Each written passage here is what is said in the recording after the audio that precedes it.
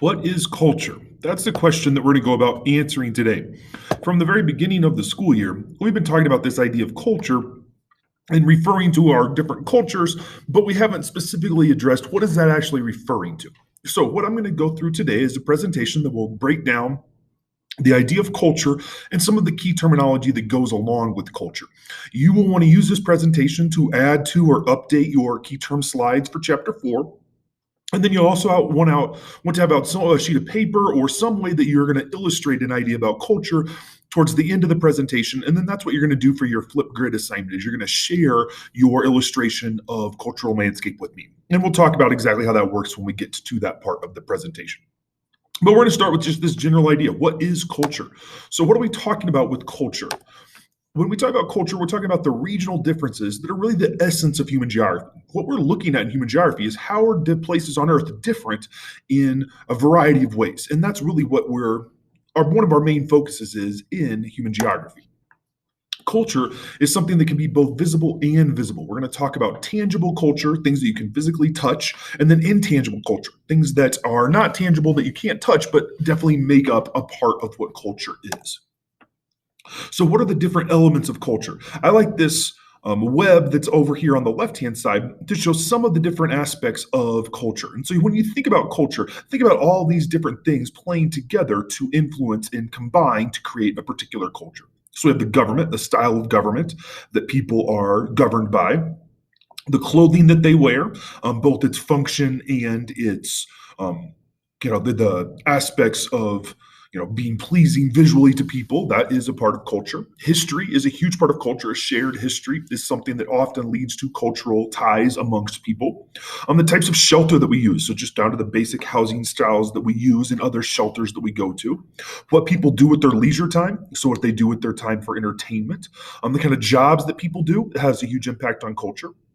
The tools and weapons that people use, the religion that people practice, the language people use, the ethnic groups that are present in a society, the art that people experience and create to reflect and to challenge and address the cultural differences amongst people. And then family, how we think about family, how family lives together. Do extended families all live in the same house? All of these things go into culture. For this next unit, we're going to actually cover chapters 4, 5, and 6. And so chapter 4 is going to deal specifically with the idea of culture.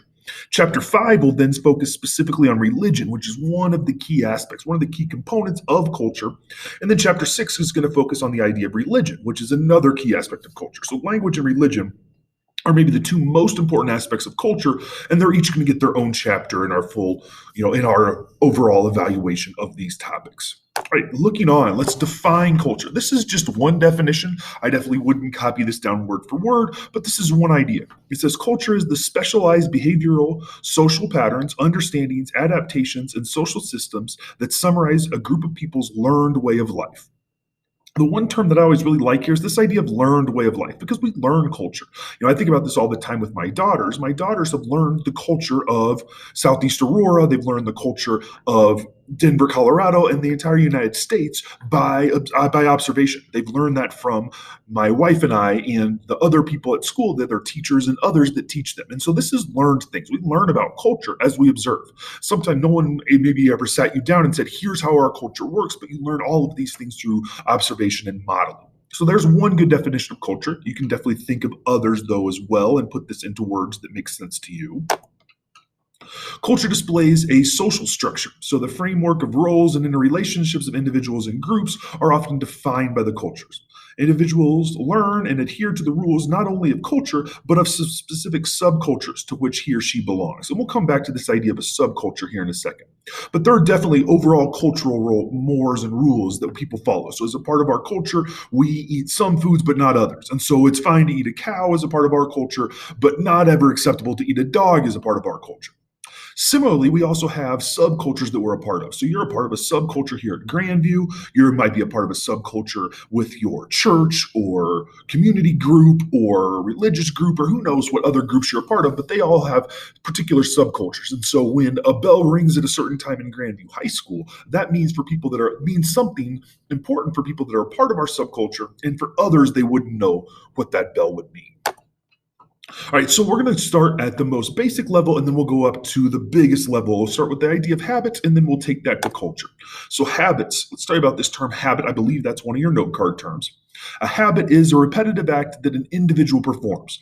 And so, if you think about like brushing your teeth this morning, I imagine most of you didn't come up with a new and creative and exciting way to brush your teeth. You brush your teeth in the same way that hopefully you do every morning and every night. That would be your habit. When we talk about a group of people performing a repetitive act, now we call that a custom. So a custom is a repetitive act that is performed by a group of people. So if everyone on the football team does something in a certain way at the start or the end of a football game, that would be a custom that's a part of that culture that's a part of the football team. So a custom, the other term that we're going to use for this is a culture trait. And so customs we can also call culture traits, and you might put both of those on your description there. And then finally, a culture, when we talk about culture, it's just a collection of those customs that's performed by a group of people. So if you have the football team and they have a variety of customs, they wear certain clothing on certain days and they use certain terms to describe certain functions, all of those customs together form into the overall culture of the Grandview football team.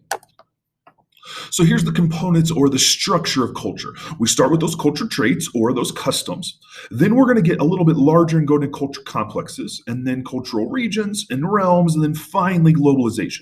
So we talk about culture traits, we're talking about individual acts of specific groups of people.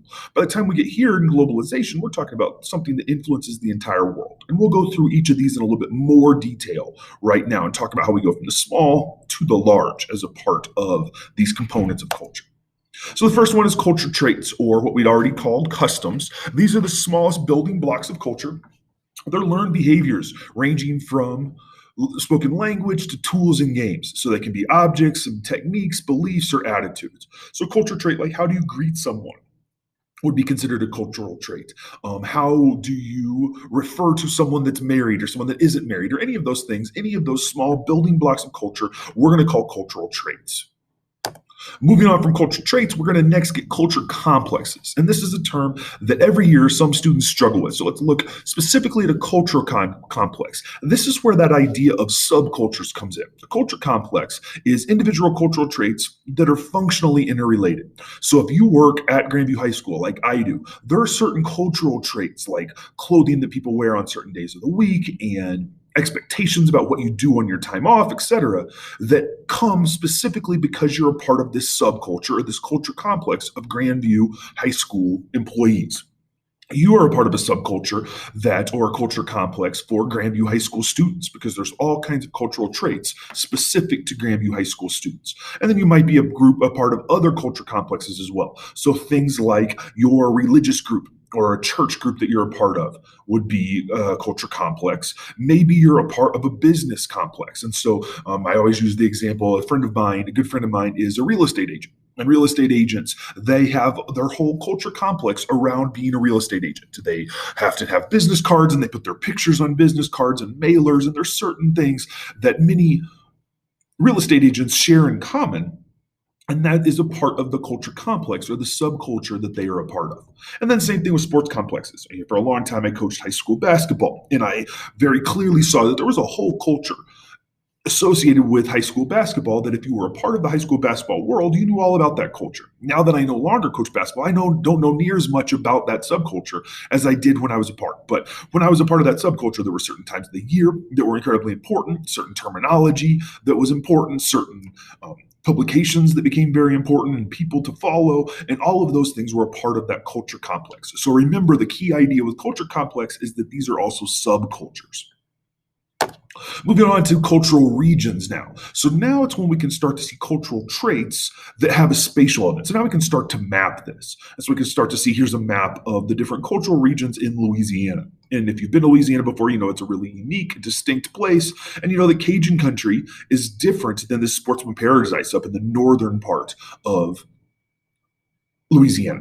These cultural regions are going to show a spatial extent of similar cultural activities. So maybe people in Cajun country eating certain kinds of food and maybe use certain terms to describe the food that they're eating that would be different than people in Sportsman Paradise would use. And so these are cultural regions. Now, when we get regional, our distinctions maybe aren't going to be as clear. If you look at the subculture of the high school basketball team and compare that to the subculture of the high school band, you're going to find a lot of differences. When you start to look at it spatially, you might not see as many differences, but you can start to tell that, oh yeah, people that live in this part of our region are different than people that live in this part of our region around New Orleans. Cultural realms are now larger sections of the world. And so instead of dividing the world up into small regions, like you saw in our last one, where we took one state in the United States and divided it up into 5 different regions, now we're going to divide the entire world up into what? We got 1, 2, 3, 4, 5, 6, about 10 different regions or realms here. So cultural realms are regions that have similar complexes and landscapes are grouped together to form larger areas. So here's a good example of this: Anglo-America versus Latin America. Anglo-America, the difference here are the languages that are spoken. If you look at Anglo-America, the majority of people that live here speak English, and then there's a little bit of French speaking. Compare that to Latin America, where the vast majority of people here speak Spanish, and there's a little bit of Portuguese as well. And so these are the 2 big differences between these 2 cultural realms. Now we're again getting much more broad and general, and we're saying, oh yeah, language differences here. Same thing, we could look at North Africa versus Sub-Saharan Africa. North Africa, you see Islam spread all across North Africa. Those Muslims that went across North Africa didn't tend to cross the Sahara Desert here.